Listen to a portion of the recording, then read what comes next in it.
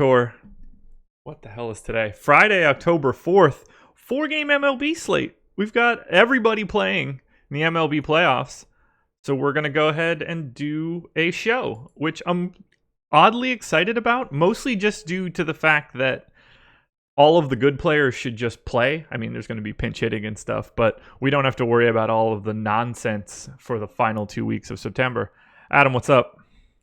How's it going, man? Excited to be doing the first show in a while. It feels weird, man. I don't feel like I'm supposed to be talking about baseball.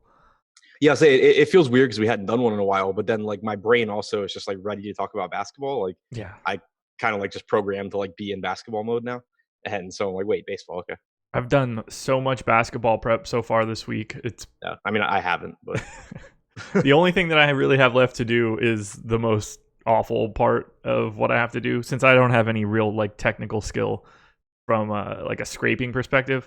I have to get all of the new birthdays and positions for everybody that's in the NBA now that wasn't in the NBA last year and enter them into. Yeah, it's it's just a lot of typing in names and being like, is this a person? Is this guy going to be in the league? Okay, I need his birthday, 1990, whatever. And it's just like, oh my God, these guys are so young.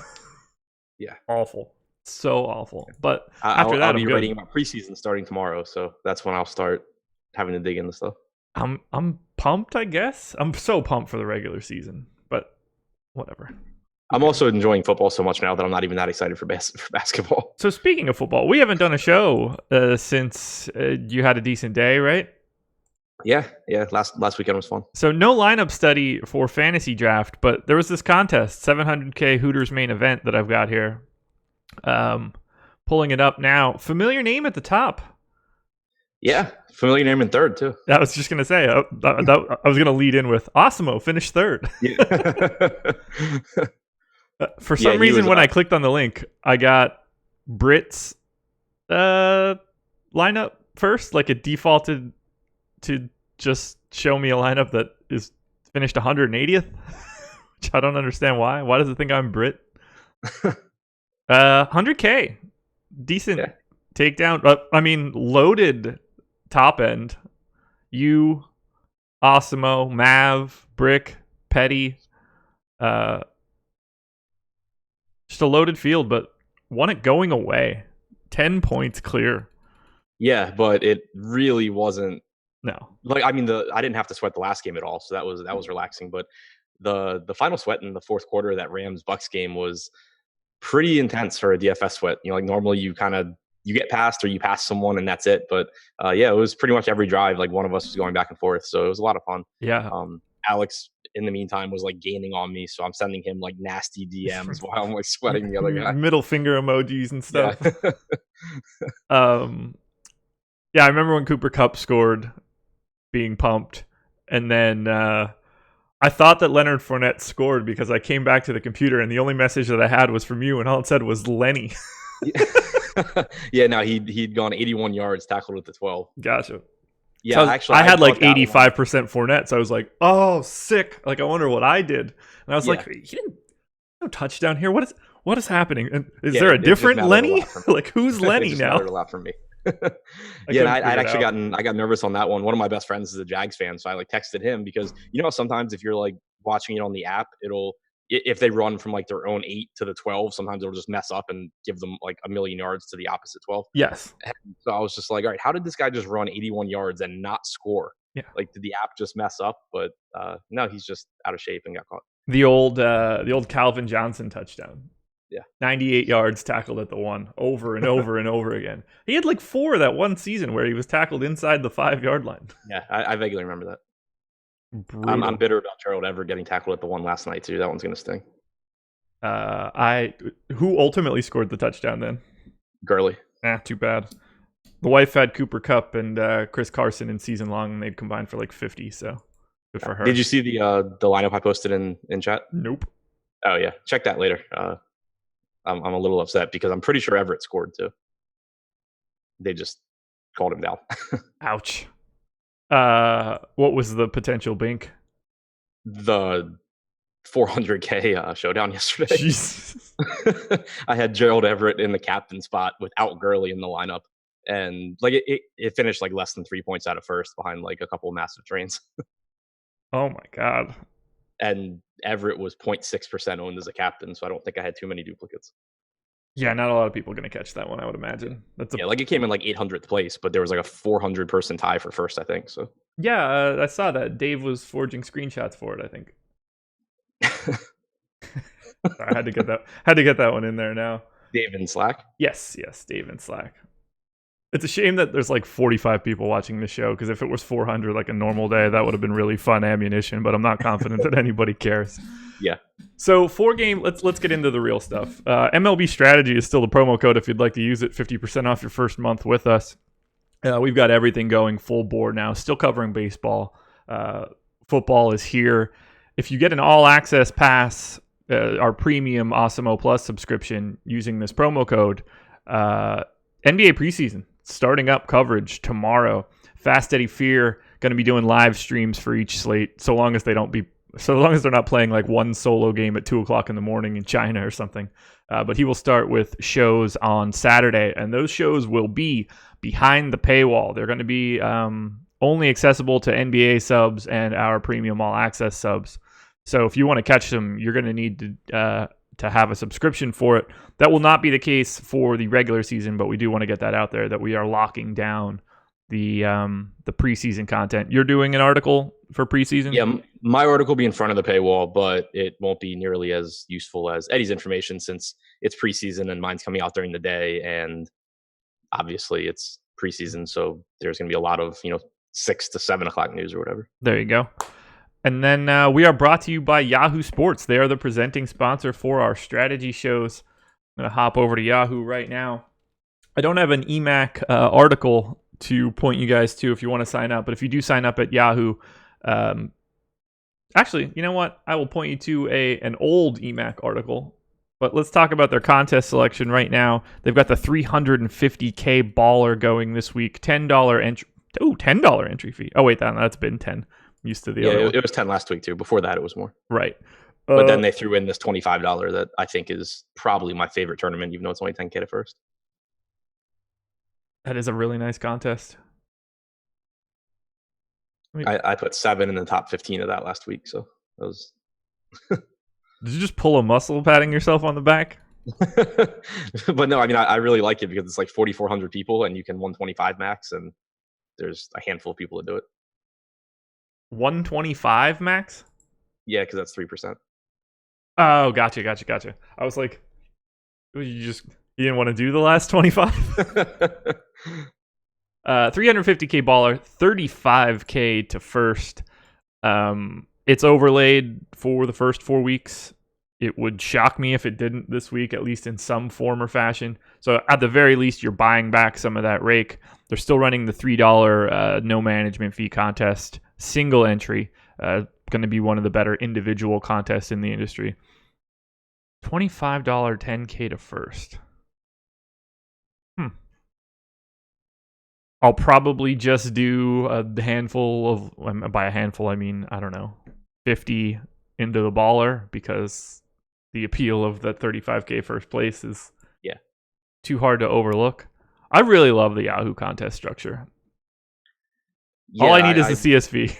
I'll say I won't be upset if and when they finally put that in, but at the same time, I think not having it is a massive edge if you're willing to spend 5 hours putting in lineups. Yeah, I agree. I mean, I haven't been putting the full 150 in. Last week I did 50. It takes, half hour, 45 minutes to do that if you just don't pick your head up. Just keep typing, keep going as fast as you can. The real time lost is picking the next lineup to edit. The entry in themselves, simple. Yeah. It's the clicks in between. There's a quicker way to do that too. That actually EMAC showed me. But I think I have it. Maybe it's just the way that I do it. That's really not all that bad. Yeah. The other thing that slows it down is if you're like playing multiple contests and then having to export your lineup into those. Ooh, I didn't even think about that. Yeah. Yeah. That's because I think it took me like 3 hours last week to enter the 150 and then another 125. It was like 3 or 4 hours, but that was also I was playing some other tournaments where like I had to stop and export a bunch of times. Gotcha. check all this stuff out, guys. Go to Yahoo. Use the promo code AWESOMO when signing up to get up to $30 in Yahoo Sports rewards points. All right, we've got 4 games to talk about. A couple weird things that I want to point out as well as we're going. So I'm ready if you're ready. Yeah, let's go. Do we have ownership or anything like that? It's a good question. Not that I see, which is fine. First game up, Astros and Rays. 4.4 run implied total for the Astros, 2.9 for the Rays. It's Justin Verlander and Tyler Glasnow, I guess. Not anticipating Glasnow going super deep. Feels like he's probably essentially unplayable. Here's the most interesting piece for me. Verlander is $57 on Yahoo, 11.2 on FanDuel, 10.7 on DraftKings. You would think this would be a no-brainer. Lowest implied total. Verlander's incredible. And he grades out as a fantastic value for me. I don't want to undersell that at all. Here's what's interesting. How deep do you think Justin Verlander goes in this game? As deep as he can. Okay. His out prop is 17.5. Now it's minus 190 on the over. And I'm assuming that the limits on this are shockingly low, but 17.5 outs is like just over 5 2/3 innings. Right. I would have expected it to be 19.5. So it obviously comes down to, do you think if the Astros have a 2-run lead, they're going to go to their bullpen and say, okay, now we can bring Verlander back in game 4 or whatever? The Astros don't really have to do that. Like they, I think, can find other ways around it, and Verlander should be good for game 5 regardless, I think. So yeah, I don't think that I don't really see what the advantage is to the Astros being like, all right, let's get Verlander out. Yeah, for the most part, I think I agree. I just maybe they're just planning on unloading the bullpen. I thought it was really interesting that it was 17.5. It is. That was not at all what I was expecting. And like minus 190 juice on that, I mean, is telling you that it probably should be 18 or 19 for even action. Yeah, or everyone's just a donkey. That's also true. I mean, the limit on that could be $50 for all I know. Right. I didn't really look into that at all. So 10-7 on DraftKings. I think we're probably in agreement that if you're paying up for a pitcher, it's Justin Verlander. Yeah, I agree. On FanDuel, same story. On Yahoo, to me, same story. I think that he's just the best option. And I that's with like a relatively pessimistic innings projection. I have him in for 6 1/3. And he's grading out as far and away my best guy. So I don't have anything else that I would want to say here for Verlander. Yeah, and I think that, even though Tampa, it's not like Tampa is a great matchup. It's the playoffs, so nobody's getting great matchups. Right. And compared to the Dodgers, compared to the Nats, compared to the Astros, it's a pretty good one. Yeah, there's no Marlins in Miami on these slates. Those guys are, I don't know, on an island somewhere. Their season ended a couple days ago. Well, their season ended in April, but that's neither here nor there. They're now contractually allowed to be on the island. Yeah. No Glasnow, correct? Yeah, I don't think so. He threw 66 pitches his last time out, went 4 1/3. I think you probably see 4 to 5 innings. It's like the exact opposite here. Like Tampa Bay is a team that wants to get to their bullpen as early as they reasonably can. Yeah. And we know that they're not going to, really, really push Glasnow. On top of that, it's a brutal matchup against Houston. So, great talent, tons of strikeout stuff, but he's not priced down. He's unlikely to go very deep, and he has a tough matchup. We looking at bats here? It's really weird. My first instinct was like, I'm not really trying to target against Verlander and Glasnow, but that's not how this works in the playoffs. Like, you're going to have to eat some shit. Yeah, I mean, there's still, as crazy as it sounds, there's Berrios and there's Folty. Yeah, I think those are the two that I'd be most interested in targeting, even though, obviously they're fine. The strategy change for you here. 4 games in the playoffs. We know that pinch hitting and substitutions are going to be a little bit different in the playoffs. Would you approach stacking differently here? That's what I was kind of trying to think through, because I'm not sure that I've played playoffs before. If I have, I don't remember what I did. And so normally even on 4-game slates, we stack, and it is what it is. But when you think about the actual reasons that you're stacking, you're looking for the team that has a really great performance. If the highest scoring team on the slate scores like 5 runs, it's unlikely that you need 4 or 5 guys from that team. Right. And with this type of pitching, like the correlation obviously is still there. If one of these pitchers gets just blown up, you have to have that team. Yep.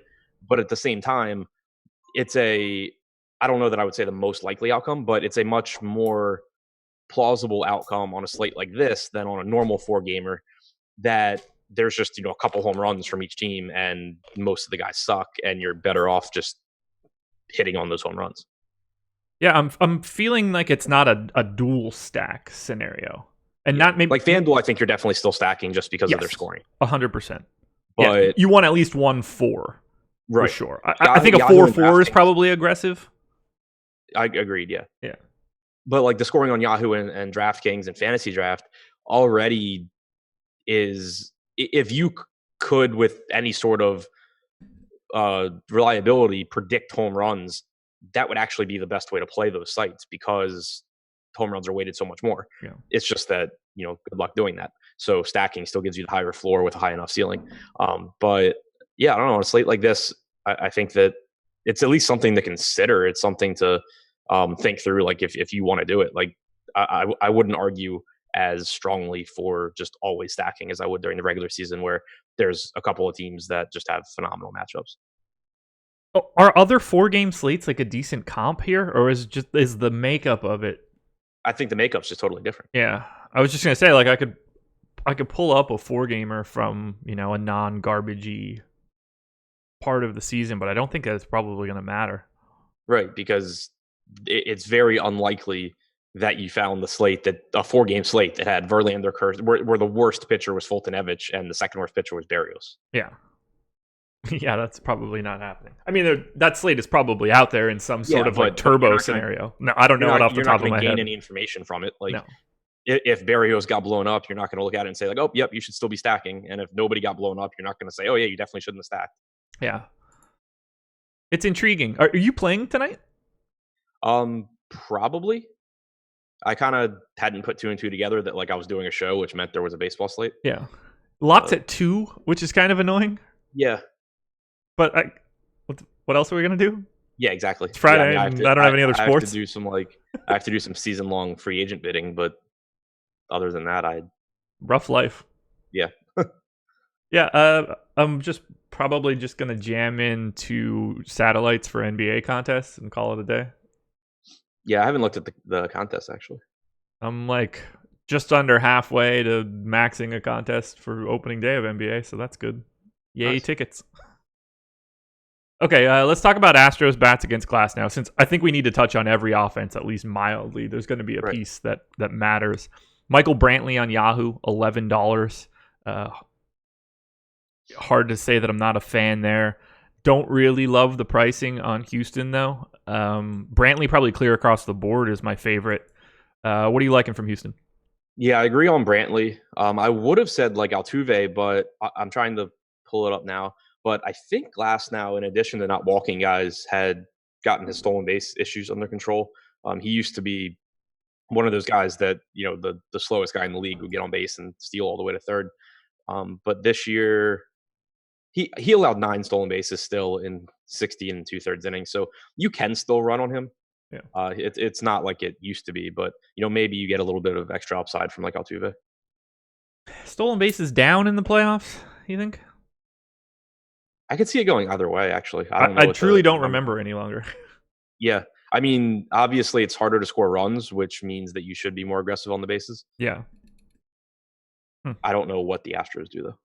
Yeah, they certainly have like a line in the sand, I'm sure. Yeah. If any team is going to have like a very specific strategy for it, it's the Astros. And I mean, we saw them over the last couple of years cut back on their stolen bases as their offense got better. Yeah. As they should. Yeah, I mean, when you have that kind of lineup, right, you don't want. There's no need to go from first to second. You remember when like these guys were first coming up though, and they just ran all the time. Oh yeah, and they were like they were still a pretty bad team, but they were a great stack because they had power and they had speed. Yeah. And then it was like the following season and it took a while for everyone to adjust, but it was just like, wait, the Astros just aren't stealing bases anymore. Yeah. Just when you have, 9 guys with ISO above 170 getting thrown out at second base is largely meaningless. Right. When Jordan Alvarez hits a ball 600 feet. You don't really need those extra 90. On the Rays side, I mean, they look like an okay stack on Yahoo. It's clearly the worst spot on the slate. Joey Wendell for 2,800 on DK is like a reasonable punt play on a 4-gamer. Going to be really hard to advocate for the Rays, though. So one caveat, I think, to it being the worst spot on the slate. I mean, obviously, I agree with you. They're facing Verlander, but he does give up home runs. He does struggle, in particular, with right-handed power. And the one part of Houston that plays up is right-handed power. So, Tommy Pham, Travis d'Arnaud, Avisail Garcia are all affordable, all right-handed, all have power. If you're going the one-off approach or mini stack approach, or even just need a relatively cheap power bat, I think those guys are all pretty interesting options, just because Verlander could very easily just give up 1 or 2 bombs, especially for everything that we just talked about, where picking off individual home runs might be a better shot. Oddly enough, grabbing guys against Verlander might be a better play in the playoffs. Yeah. Weird. Yeah, and I mean the opportunity cost is lower too. It's not like in the regular season you're choosing to take a guy against Verlander instead of a guy against in Coors, whoever's pitching for the Orioles. Right. Yeah, all of them. Exactly. You don't even have to pick a specific name. It's just like whoever. Right. Oh man, I'm like oddly excited about this. I still want baseball to go away, like fully, but this is more exciting than any baseball we've talked about for like a good month. Oh, for sure. Okay, so favorite bat in the entire game? Point per dollar wise, Brantley. Yeah. Tournament wise, I think Pham. I agree with you. Pham has the second highest chance of hitting his target score as a hitter in this game, behind George Springer. For me, obviously. Right. But I think that's an interesting thing to see. You would not expect that all that often against Verlander. All right, keeping it moving. Braves and Cards. So apparently Ronald Acuna got a little lazy yesterday. It's like one of the ESPN headlines. I know nothing about it. Freeman was not happy. Oh, Freeman was pissed? Yeah. Acuna pissed off a couple of people at different points in that game. But Freeman, I didn't see either play, but Freeman had a quote that was along the lines of, it's unfortunate that happens in the playoffs. It's unfortunate that happens at any time. You talk about it once, and after that, it's beating a dead horse, and you just hope that it doesn't happen again. Ooh. Yeah, if Freeman's saying something, then I probably side with Freeman. Yeah. Like, and then, I didn't know if it was just coach speak or somebody saying bullshit. Freeman wasn't happy. If you're getting it from your own teammate, then it's probably legit. Yeah, and then Acuna also pissed off Carlos Martinez. Doing what? I think pimping a home run or something. I'm not sure. Okay. But that I don't mind then. No, not at all. Also, did you see? And I didn't see the game, but I saw the clip of it. So Carlos Martinez comes in, gives up like 3 runs, but the Cardinals ended up winning. Mm-hmm. And Carlos Martinez gets the last out, and he starts to like look over toward the Braves dugout and like celebrate. And Yachty just like grabs him and drags him back to the mound. Like, you just give up 3 runs, just like get out of here. Oh, that's fantastic. 4-run implied total for the Braves, 4-4 for the Cards. Wait, who pitched for the Cardinals yesterday? Michaelis. Huh. Really? Yeah. Mike Fultonevich and Jack Flaherty going today. I just assumed that I typed this shit in wrong. Yeah. No, that was a whole thread on Twitter yesterday where people were kind of second guessing it because Flaherty pitched Sunday in a must-win game for the Cardinals. But they had like a 9-run lead by like the 4th inning. And instead of just pulling Flaherty at 50 pitches, they left him out there to the point where he couldn't pitch game 1. Okay. Well, they won game 1, and now they're the favorites in game 2. Fultonevich, $29 on Yahoo, $7,800 on Fanduel, $6,200 on Draftkings. He is the cheap guy on Draftkings. He is second cheapest on Fanduel behind Glass now, and he's the cheapest guy on Yahoo. I don't have a ton of interest here. Neither do I. His outprop, also very interesting to me. There's only 3 on the site that I'm looking at so far. Verlander, Flaherty, Fultonevich. Fultonevich is 15.5, minus 200 on the under. So he's getting like a lap and a half through this lineup, and they're going to be like, yo, get out. Yeah, as they should. Yeah, 100%. 29 on Yahoo makes some sense, I guess. Yeah, I think that he'd be kind of interesting on DraftKings at 6,200 if you didn't have Paxton at 6,900. Yep. Uh-huh. Yeah, Paxton looking nice for multiple reasons there. Yeah. So the Braves also, I kind of talked about it on Twitter a little bit yesterday. Max Fried has to just be like burned out because he threw 165 innings this year, right? Like they brought him in in relief yesterday behind Keuchel. They, instead of starting him over Keuchel, instead of starting him over Fulte, you have Keuchel and Fulte starting the first 2 games of the series instead of Soroka and Fried. They have to just be like babying their young arms, right? Otherwise, they're just insane. You would think, right? I don't know. That has to be it. Like Fulte is the guy that I would want to be putting in the bullpen. Right. His stuff plays perfectly like that. Yeah, for sure. And Keuchel, I'd be perfectly fine just not putting on my playoff roster. But sure, if he had to be there, he would be my like 3rd guy. Yeah, you want Keuchel to come in there and get through to eat 3 innings somewhere, right? And get the hell out of there. But Fulte, I mean, you want him to come in there and just let it rip for like 3-4 outs and get the hell out of there. Yeah. Did you see Keuchel's line yesterday? By the way, it was like the most Keuchel game. There's baseball.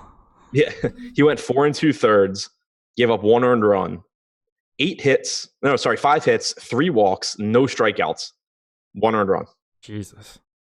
I didn't see it, but when I mentioned on Twitter that before someone pointed out that Fried might just be tired, I was making fun of the Braves for starting Fried or not starting Fried because I saw him warming up and I was just like, wait, they're not even like using him as a starter. But someone said that they interviewed the Braves manager and he said that he loves Keuchel's left on base percentage, which is 80.5%. Yeah, which is also largely unpredictable. Right, which is going to come down. Yeah. Oi. How are we still in 2019 where like somebody can say that and not immediately lose their job? Right. Like that is ineptitude. You are letting everyone know that you don't know enough about the true nature of the sport any longer. Right. Like you actually would have been better off saying Fried's tired. Well, obviously you don't want to say that, but you'd be better off saying I like his ground ball ability. Yeah, or just be like a veteran presence, whatever. Exactly. Whatever. Go with one of those like bullshit cliches. Yeah. Don't like actually try and use a stat and just like completely misuse it. It's just embarrassing. And it's like saying I like this pitcher because he hasn't given up a home run this year, even though he gives up a ton of fly balls. Yeah, that's ooh. And again, I didn't see the interview. It's just what someone said he said. Yeah. But, I mean, it'd be a weird thing to make up. So yeah. And so the Braves manager also is like one of those minor league veteran manager guys. So yeah. I completely believe he said it. That's one thing if like Bobby Cox says it because you're like, you're just old, man. Right. That's cool. Say whatever you want, brother. You're gonna get the gate from this game one way or the other. Jack Flaherty, $47 on Yahoo, 10.5 on Fanduel, 8.2 on DK. I can feel myself just wanting to shoot the shit because we haven't done a show in a couple days. I can tell that I haven't like conversed with a lot of human beings and. Yeah, no, I'm the same way, and then I'm waiting for my landlord to like just walk in. So I'm kind of waiting for your landlord to also walk in. So there's that. $47 on Yahoo for Flaherty, 10.5 on FanDuel, 8,200 on DK. He just kind of exists in the middle. Like I think he's the best in the. I don't know. He might be the best overall. That's a really nice price tag for a really good pitcher. In an okay spot. Would you rather? I mean, I have Verlander pretty sizably ahead. Yeah, but he's also 2,500 more. Sure. I mean, I've got Verlander by 9.5 points. With it being a playoff slate too, hitting's pretty cheap. So yeah. Not to say that I don't like Flaherty. He's probably my third favorite pitcher. Behind Verlander and Paxton. Right. Yeah, that's good. Yeah, Paxton being way cheaper too. And it is probably going to be a left-handed heavy lineup for Atlanta, which Flaherty has stopped having the massive issues against lefties that he used to once he started throwing his slider more, but you still prefer righties. Like he strikes out around 33% of righties. He strikes out like 26% of lefties since switching up his pitch mix. So you still obviously prefer him against righties. Yeah. His price on DraftKings is definitely the best price. 10.5 on FanDuel. You're just paying up for Verlander. 47 on Yahoo. You would still rather just have Verlander. Kershaw at 44, I think, is appealing too. But since he stinks in the playoffs, who knows? Yeah. I like his left on base percentage, though. Right. Veteranocity. Oh, God. So offense here, I think, can be plentiful. Cardinals, a lot of green on my sheet right now, coming out as fantastic values. Most expensive hitter on DK is Goldschmidt at 44, so they're really easy to get to. Fulte, obviously, prone to having some yuck. I really like the Cardinals here. Yeah, I like this game for bats also because both of these bullpens were used a ton last night. Michaelis went 5 innings yesterday, and then the Cardinals used 6 relievers after him. Keuchel went 4 2/3, and then Atlanta used 7 relievers. Oh my God! After him. So, not that any of those guys went more than an inning on either team. Carlos Martinez went an inning and a third, but those guys just pitched yesterday, so there's a little bit of increased chance for just an ineffective bullpen outing. I'm apologizing to graphics. Jake just made a graphic for the early bird for today, which I was just like, nah, it doesn't exist, brother. Sorry to take that time for the podcast. I guess, yeah. Jake, slap an MLB DFS strategy on that. Use the same graphic, and we're good to go. Let me just finish saying that.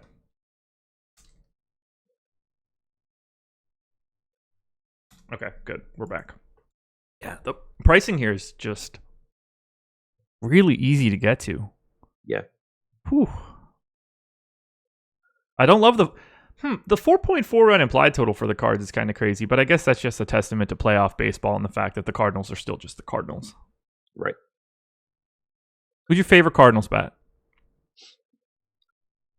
Probably Ozuna. Yeah. I'd have to look at the context. Like, my first thought is, oh, Goldschmidt, 4,400, looking tasty. And then I look up and see that Freddie Freeman is 4,300, and it's like, well, I got to take Freddie Freeman before him. Yeah. Yeah, Goldschmidt was the first one I saw, and then I just looked and was like, Ozuna's cheaper, so. Yeah.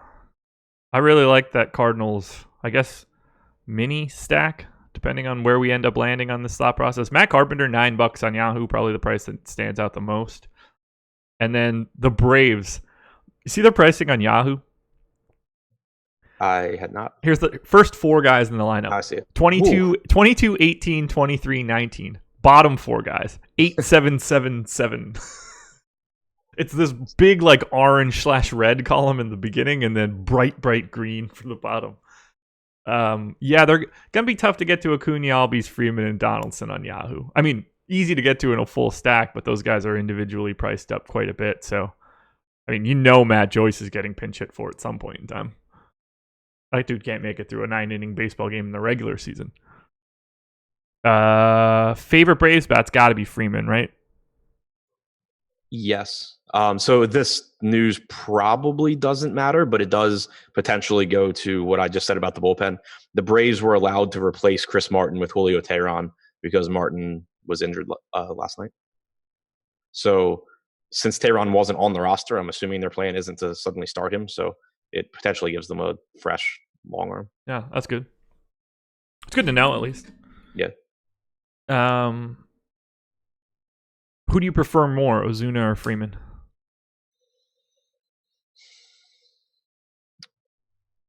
So on Yahoo, definitely Ozuna. Yeah. On DraftKings, where they're basically the same price, I think it's close. Where are the Yankees first? Yeah, I guess Freeman. Okay. Flaherty's just so good. He really is. You would think he would start in game 1. Yeah. Sometimes you got to get Miles Michaelis in there. Man, Miles Michaelis, Dallas Keuchel. Is there ever any that just does not feel like it should be a game 1 of anything?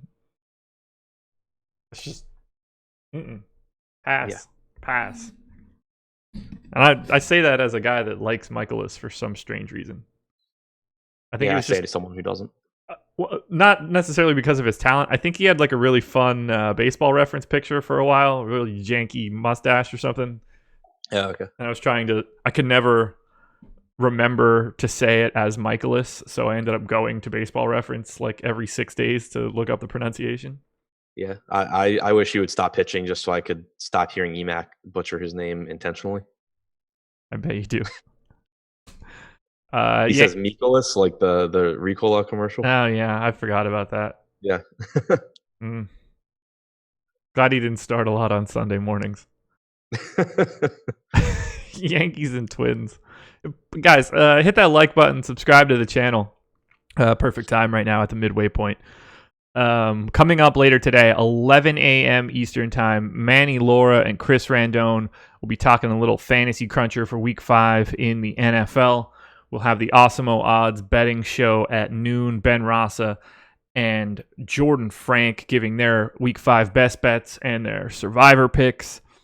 We will have Alex Baker and Nolan Kelly at 2 p.m. Eastern doing the Yahoo specific NFL strategy show. And then at 4 p.m. Eastern, I feel like I'm missing something. 4 p.m. Eastern, I'm almost positive. Oh, the Yahoo strategy show is at 3. My apologies, not 2. I'm used to my old time.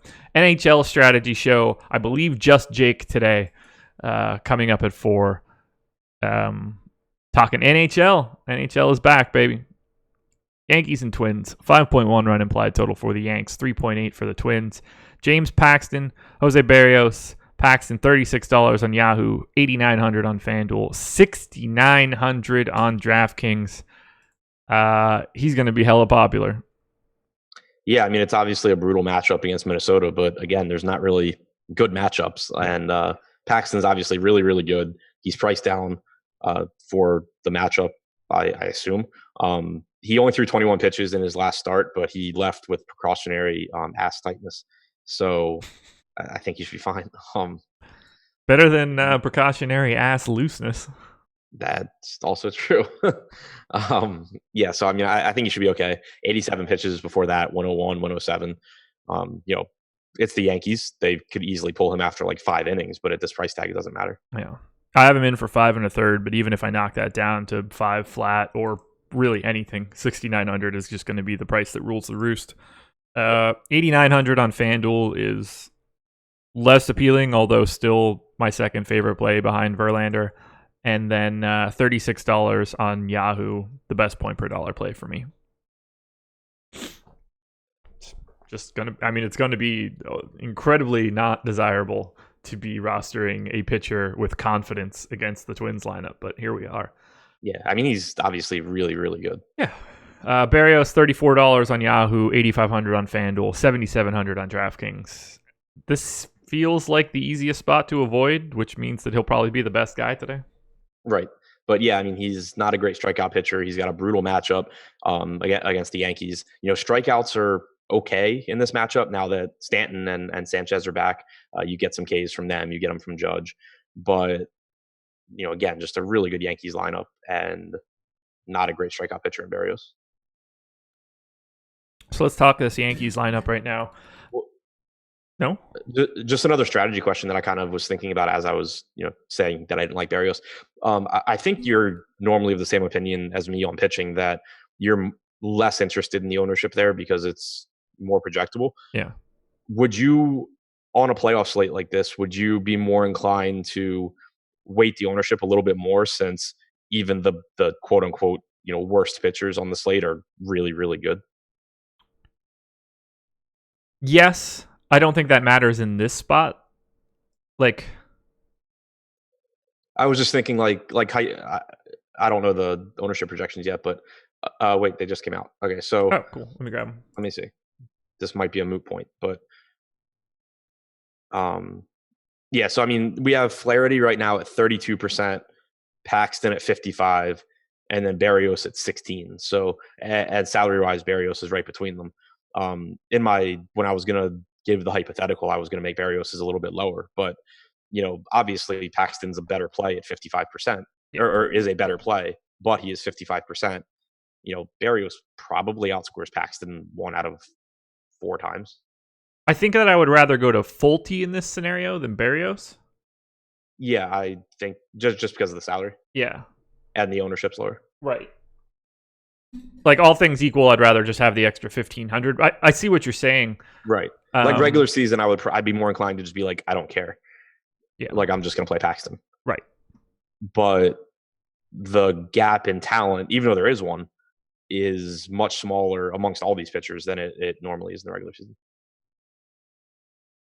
Yeah, and look, I mean, when push comes to shove, in a way, this start lines up well for Berrios, outside the fact that he's not pitching in Minnesota.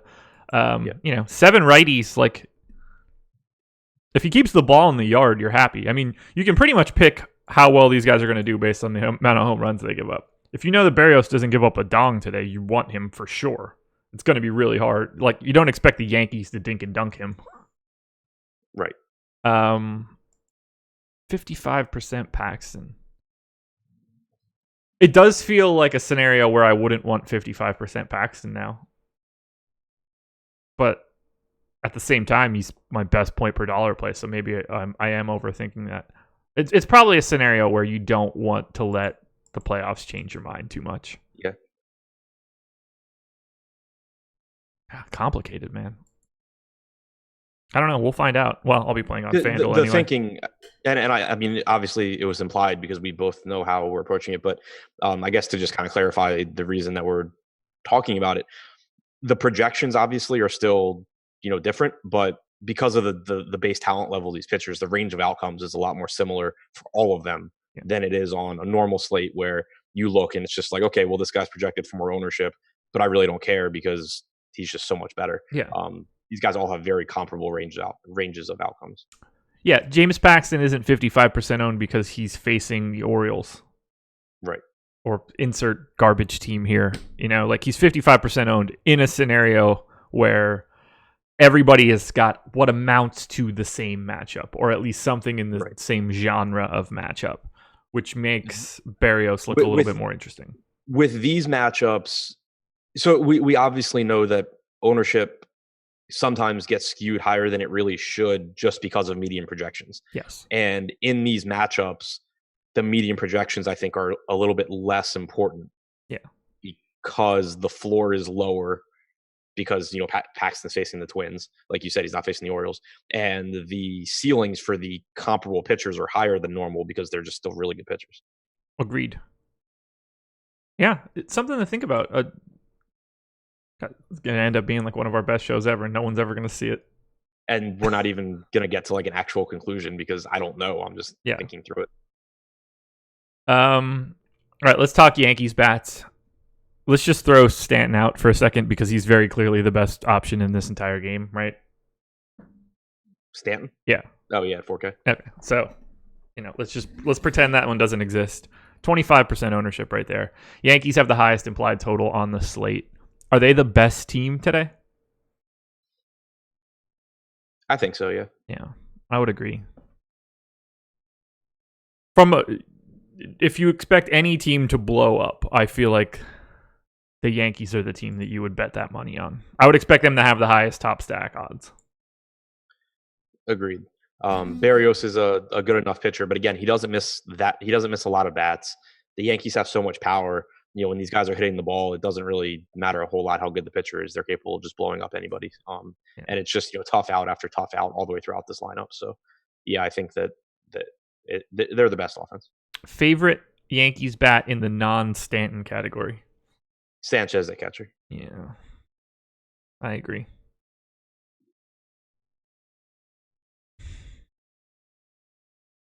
Yeah, I wish Gregorius was hitting higher in the order. $3,800 shortstop, lefty bat in New York is very, very appealing.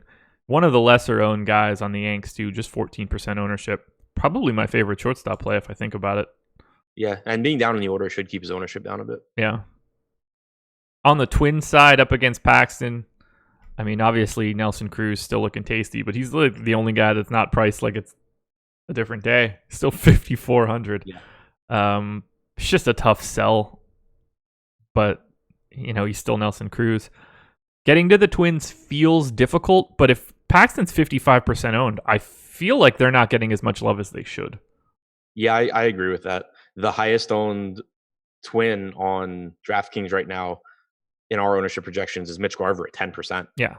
This team has way, way, way too much power to be unowned on a 4-game slate. I would guess, just based on looking at this. Sorry. No, you're good. I would guess, based on looking at this, that the Twins are going to have a pretty big gap between their top stack odds and their ownership. Yeah. And it's not like, as good as Paxton is, it's not like he doesn't struggle with home runs. He has the third highest home runs per 9 innings behind Folty and Verlander on the slate. Sorry, fourth highest. Folty, Verlander, Kershaw, then Paxton at 1.37 home runs per 9. I guess a little bit of this could be like anti-optimizer in that Garver's 5K, Cruz's 5,400, Sano's 49. Like, you're actually sort of paying up for them, but I think that's probably worth it. There are times where like I'll look at our early ownership projections and just be like, I don't think that's going to hold, because people will just understand how good the Twins are. But you're really making a conscious effort to get to this team when you're paying $800 more for Mitch Garver than Gary Sanchez. You're paying $5,400 for Cruz, $4,900 for Sano. It's a lefty-lefty matchup for Rosario. Not that matters.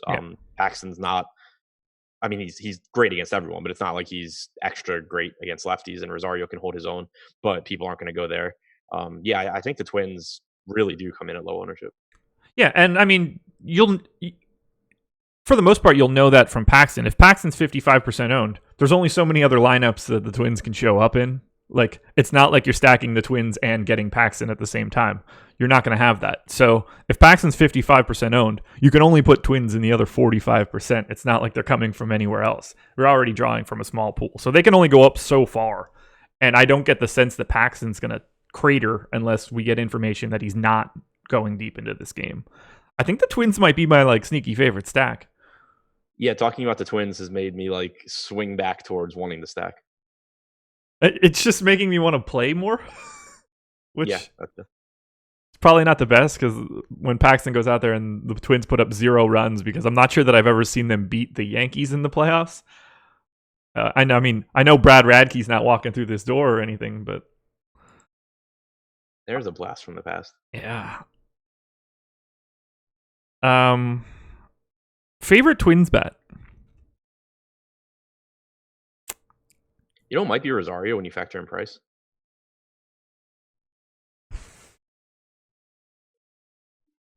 I always want to say stupid stuff like I think it's Jonathan Scope, and then it's just like, just shut up, Josh. Cruz, of course, but Rosario's projected for 4% ownership. Yeah. I don't hate it. He's got the 4th highest target score percentage behind Cruz, Garver, and just slightly behind Sano, but an extra $500 for 0.6 of a percentage point is not bad. I think I'm with you. It's not like Paxton's going 9 innings here. He's probably going to see a righty at some point. Right. They're going to bring in, Nelson Cruz isn't going to get to face a lefty in the 7th. So I don't think they're going to hot swap to Eddie Rosario getting a lefty after that, or a righty after that. So. And I'm pulling up the numbers this year, but Paxton's never been this year. He was actually really good against lefties. Same strikeout percentage, but 211 ISO to righties, 0.091 to lefties. In previous years, I think he'd given up a bit more power. I'm having a lot of fun on this show today. What'd you say? I'm having a lot of fun talking about baseball. Yeah, it's nice when you've gotten a few days off from it. Yeah. And we are going to not be able to shut up for those first couple NBA shows. Oh, yeah. Block off some time now, people. I really like the Twins today now because of this. We say it a lot, but I think having the Twins gives you the best chance to actually win a contest. Agreed. You have a good chance of losing money, but you have a good chance of losing money no matter who you play. So right. That doesn't say anything about my love for Paxton. I understand why that is there, and I would still want him in a large majority of my lineups, but I would not be mad if the Twins were in most of the others.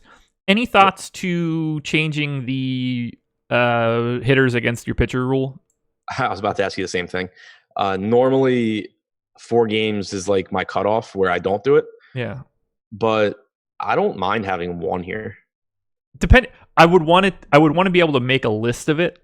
Like if you told me that I could have Cruz and like 2 or 3 specific Rays against Verlander, I wouldn't want to just be like, oh, I got Luis Arias. Right. Yeah. But obviously you can do that in the group setting too. Yeah. Oh, 100%. Yeah. Just set your pitcher as the key and say, at most 1 of whoever you want. Well, yeah, or at most 0 of all the guys you don't want. Yeah, either way. Because you'd have to go that way because you have to set it to, 1 pitcher or 1 hitter against your pitcher, and then set the. You want to do at most because you don't want to force a hitter. Yeah, that's what I said. At most. Oh right, yeah, at most 1.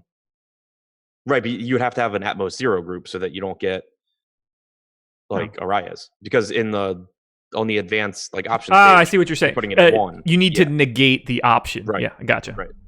Yeah, that makes sense. What I'm saying is correct. Yeah. But it's not going to do what you wanted to do. No, it would work if that setting didn't need to be set. Like if it was just. Yeah. Okay. You're right. Yeah. That's an interesting way to do it, but I think that is oddly more viable in the playoffs. Yeah, I mean, I think so too. Especially too with just the way the ball flies now. Like pitchers give up home runs. Verlander we know does. Kershaw does. Paxton does. They're very unlikely to give up, a bunch of doubles and singles and stuff. Right. Like we should expect Justin Verlander to give up a home run today, right? Yeah, he gives up greater than a home run per 9. His home. I don't know if there even is such thing as home run prop, but I would assume that it would be 0.9 or 0.95. Yeah. God. We're giving all the goods away, and there's 100 people in here. I love it. Final game. Let's go to it. Late Night Hammer, 9:37 start. Gonna be really fun to get those Dodgers Nats stacks in and have to change out 7 people. That's good. Wow. I hadn't even thought about that. All these games start separately. Yeah. I mean, the good news, you don't have to worry about too much funky lineup shit in the playoffs. They're not going to be you're probably playing your best 9 players, or at least something approximating. If there's one change, it's easy enough to make. You're not getting the Astros being oh, here are 4 guys that normally never play. Yes, the Springer's not out. Right. They're not doing that. It'll maybe you get one guy like a Matt Joyce type guy to be in your lineup. Ultimately wouldn't normally. Dodgers and Nats. 4.2 run implied total for the Dodgers, 3.3 for the Nats. Clayton Kershaw, Steven Strasburg. Kershaw, $44 on Yahoo, 10-3 on Fanduel, 9-3 on Draftkings. In the 20s. Both of these guys, actually. Same exact ownership, 24% on both sides. They're separated by $300. So let's just put it here. Would you rather have Clayton Kershaw or Steven Strasburg today?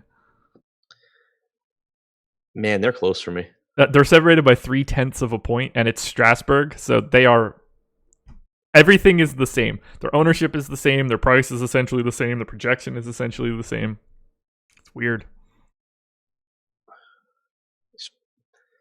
I give the slight edge to Kershaw because he didn't just throw 3 innings 3 days ago. That's fair. No strikeout props for either of these guys. We do have them for the Rays, Astros, and Cards, Braves right now. Glass now 3.5, -175 on the over. I have Glass now at 4.1, so that looks about right on. Verlander 8.5, -150 to the under. I have him at 9.5 right now, so that is off by a strikeout and a half. Flaherty at 6.5, even action. Have him at 6.7. All good. 4.5 for Fulte, -150 to the over. I have him at 5.2, so that's pretty much close. God, dude, this is a tough spot. Yeah, this is one. I think between the two, I prefer Kershaw. I don't think I would give a whole lot of priority to either pitcher on this slate. I would rather just have Verlander anyway, I guess, right? Yeah. But then it's weird too. Against the starter, I would rather have the Nats because they just have so much right-handed power, and Kershaw will give up some bombs. But the Nats bullpen is so bad that as a full stack, I'd rather have the Dodgers. Yeah, I agree. Game being in LA is important for the Dodgers. They've got a lot of lefty power. That's what plays up in the park. That should play up well for them. I don't get the sense that I would have. I don't think that I don't like. We've got 48% split between the two right now. I don't get the sense that I would have that much between both of them after a crunch. Yeah. They're essentially the same price on FanDuel, so same things apply. Strasburg is $6 more expensive on Yahoo, so I think Kershaw's got to be the option there between the two. But I don't really like either guy clear across the board. Yeah.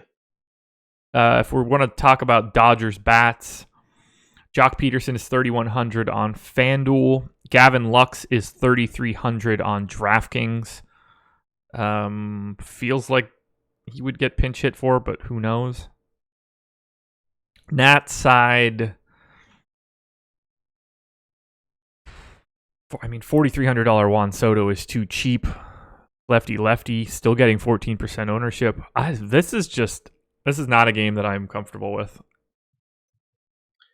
Yeah, I think it's a spot where, again, I like the Dodgers full stack. I think that I would be willing to make like a rule where I can get to like Kendrick, Soto, Rendon, Turner one-offs.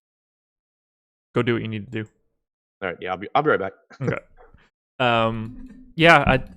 Stacking feels like it would be difficult in this spot. I think FanDuel Dodgers is probably the easiest place to do it, but low implied, like Nats 3.3 run implied total up against Kershaw. I mean, so many people are probably going to be thinking, "Oh, I gotta get the Nats. Kershaw stinks in the playoffs." This does not feel like a spot where I'm trying to get an overwhelming amount of offense. I don't really have anybody that I find to be like super appealing. Gavin Lux is probably like my favorite value option, but no one stands out as someone that I'm trying to go crazy to get. I'm just indifferent to this game. Yeah, I think that's where I'm at too. There's definitely pinch hit risk on the Dodgers, like you had said before, also. Yeah. I got. I don't think that there's anything here. Yeah, I think it's from the Dodgers side. It's mostly like full stacks for me. Like nobody stands out as a great option individually. The most interesting thing is that like ownership is kind of flat on both sides. The pitching ownership is the same. I don't even find a spot where like leverage comes into play. Right, agreed. So I think we're done. Like the Nats side, I actually like the home run spots for some of these guys. Oh yeah, sure. Like I really like Juan Soto in that regard. It's not like a great play. Like I wouldn't want to have a lot. Right. I think that's it. 4 games up, 4 games down. MLB playoffs. I went through the schedule earlier in the day or earlier in the show, so we've got a ton of content coming up for the rest of the day. That's basically it. You want to touch on anything else? I don't think so. Well, there we go. MLB strategy show back for the day. We're probably not going to get another 4-gamer, I would imagine. So this is probably the actual swan song. Good times, guys. Thanks for joining us. Back for NBA in like, what, 2.5 weeks? October 22nd. I cannot wait. Yeah. Hit the like button on your way out the door. Subscribe to the channel and come back in 52 minutes and check out the NFL Strategy Show with Manny Laura and Chris Randone. But otherwise, best of luck tonight, guys. We will talk to you again later.